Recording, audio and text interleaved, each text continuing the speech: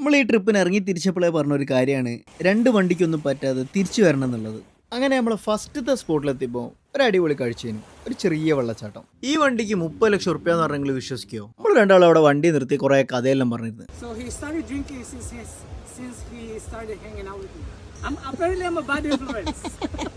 Food അടിയും തമാശയൊക്കെ കഴിഞ്ഞപ്പോൾ നമ്മൾ അടുത്ത സ്പോട്ടിലേക്ക് പോയി. U gonna drop now. Yup.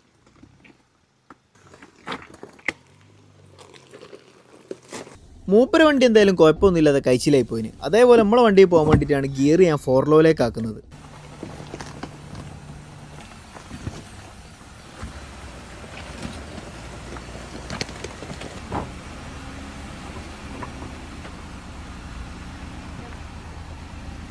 നമ്മൾ അടുത്ത സ്പോട്ടിലേക്കുള്ള വഴിയാണിത്.